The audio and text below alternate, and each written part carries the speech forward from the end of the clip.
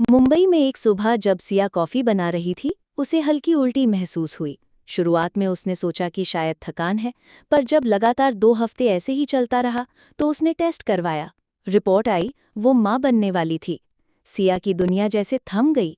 उसने फोन उठाया पर आरव को बताने से डर लग रहा था। क्या मैं तैयार हूँ? क्या मेरा करियर अब रुक जाएगा? और क्या आरव इस वक्त ये खबर सुनकर खुश होगा? आखिर सिया ने कॉल किया। आरव ने जब सुना तो कुछ देर चुप रहा, फिर मुस्कुराया। सिया, हम पेरेंट्स बनने वाले हैं। हाँ। तो फिर डर क्यों रही हो? क्योंकि मैं अपना काम नहीं छोड़ना चाहती आरव, और शायद अब वो मुमकिन नहीं रहेगा। आरव गंभीर हो गया। तो फिर हम दोनों कुछ ऐसा करेंगे जिससे तुम्हारा सपना भी जिए और हमारा बच्चा भी। इस बीच आरव के परिवार को जब पता चला तो वे सिया से मिलने दिल्ली आए। सासू माँ ने कहा, अब वक्त है सिया घर गृहस्थी संभालने का। तुम्हारे करियर के लिए बहुत कुछ किया, अब इस बच्चे के लिए समय निकालो। सिया ने चुपचाप सुन लिया, पर रात को अकेले में वो टूट गई। क्या मेरा अस्तित्व सिर्फ माँ और बहू तक सीमित रहेगा? क्या औरत की पहचान उसके सपनों से बड़ी उसकी जिम्मेदारियां हैं? दूसरे दिन आरव ने सिया से कहा, तुमने हमेशा मेरे करियर को अहमियत दी, अब मेरी बारी है। सिया चौंक गई। क्या मतलब? मैं अगले साल पोस्टिंग स्थगित करवा रहा हूं ताकि तुम अपने डिज़ाइन प्रोजेक्ट पर फोकस कर सको। मैं घर संभाल लूंगा, खाना, डॉक्टर, हर चीज़। क्योंकि इस बार तुम थोड़ी देर के लिए मेरा सपना बन जाओगी। गर्भावस्था के दौरान सिया ने एक नई डिज़ाइन लाइन पर काम शुरू किया, जिसका नाम रखा माँ एक नई शुरुआत।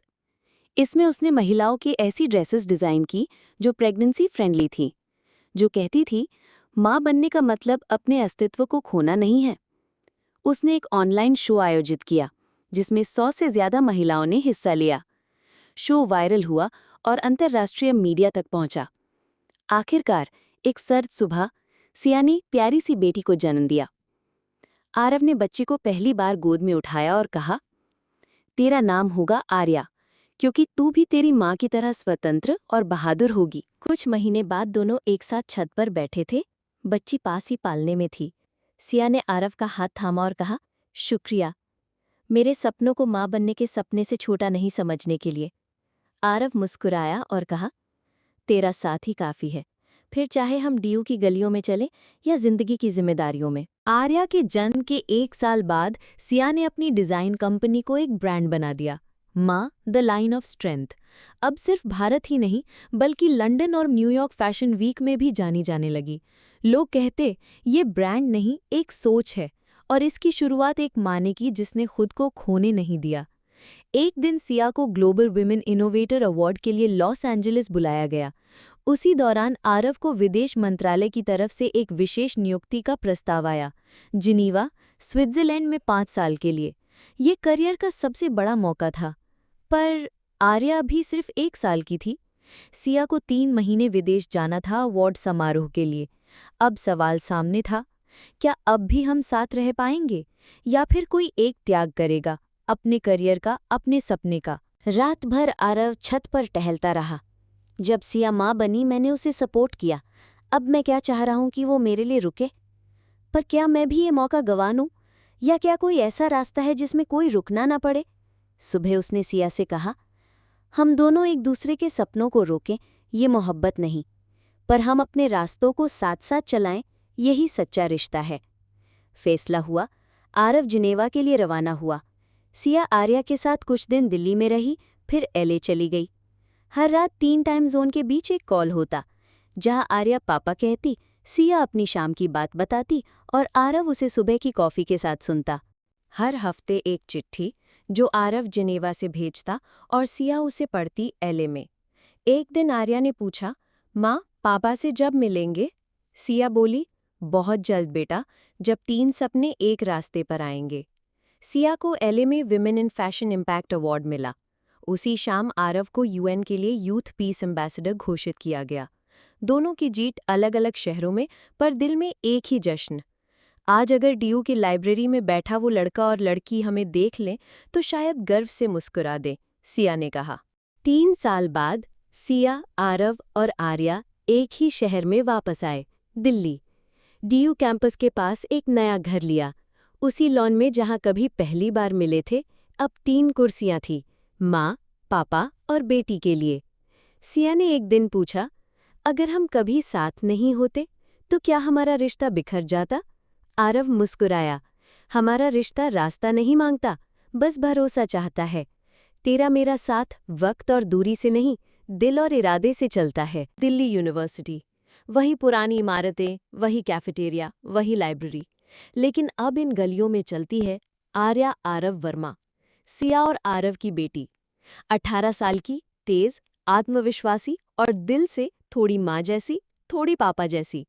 उसने भी फैशन डिजाइनिंग ली क्योंकि वो चाहती थी खुद की पहचान, पर जड़ों से जुड़ी हुई। एक दिन जब वो सिया की पुरानी अलमारी साफ कर रही थी तो उसे एक छोटा सा लकड़ी का डिब्बा मिला। अंदर थीं वो सारी चिट्ठियां जो आरव ने जिनेवा से भेजी थीं। कुछ पन्ने थोड़े फटे हुए, कुछ पेपर पीले पड़े थे, पर हर लफ्ज जैसे उस मोहब्बत की खुशबू बिखेर रहा था। एक चिट्ठी में लिखा था, अगर हमारी बेटी कभी ये पढ़े तो उसे समझ आ जाए कि प्यार ताजमहल नहीं, वो हर दिन का छोटा त्याग होता है। आर्या की आंखों में नमी आ गई। कॉलेज में ही उसकी मुलाकात हुई एक लड़के से। नाम भी वही था, आरव। कभी-कभी जिंदगी कुछ इत्तेफाक यूं बुनती है कि सब कुछ दोहराया सा लगता है। वो लड़का शांत, समझदार और कविताएं लिखता था, जैसे उसके पापा कभी लिखा करते थे। आर्या को धीरे-धीरे एहसास हुआ, वो उस आरव के साथ मुस्कुराने लगी थी। क्लास के बाद घंटों डीयू के गेट पर बैठकर चाय पीना और लाइब्रेरी में किताबें ढूंढते-ढूंढते पलकों से बातें करना, कुछ तो था जो बहुत जाना पहचाना लगता था। पर इस बार मुश्किल ये थी कि क्या ये मेरा रास्ता है या माँ बाप की इतिहास की परछाई? क्या सचमुच मोहब्बत हो रही है या मैं बस दोहराव जी रही हूँ? कॉलेज के लास्ट ईयर में लड़का आरव बोला, मैं मुंबई शिफ्ट हो रहा हूँ एक जॉब के लिए, अगर तू चाहे तो साथ चल। आर्या चुप रह गई। उस रात उसने अपनी माँ से बात की। सिया ने कहा, तेरा साथ किसी शहर से नहीं जुड़ा बेटा, वो दिल की गहराई से जुड़ा होता है। जिंदगी सवाल नहीं है कि हाँ या ना में जवाब दो, ये वो कहानी है जिसे तुम्हें खुद लिखनी होती है। अगले दिन आर्या आरव से मिलने पहुंची। डीयू की लाइब्रेरी के सामने, वहीं जहां कभी उसके माँ बाप की कहानी शुरू हुई थी। उसने मुस्कुराकर कहा, मैं साथ चलूंगी, पर अपनी पहचान के साथ, ना कि बस तेरे साथ। मैं भी डिज़ाइनर बनना चाहती हूँ माँ की तरह, और तेरे साथ वो उड़ान भरना चाहती हूँ जो उसने पापा के साथ भरी थी। आरव ने हाथ बढ़ाया और दोनों ने मिलकर एक सफ़र की शुरुआत की। घर पर सिया और आरव बालकनी में बैठे थे। सामने आर्या और उसका आरव स्कूटी से बाहर जा रहे थे। आरव पिता मुस्कुराया, कहानी फिर से शुरू हो रही है। सिया ने कहा, हाँ, लेकिन अब इसमें हमारे साथ की छाया नहीं, उसकी अपनी रोशनी है।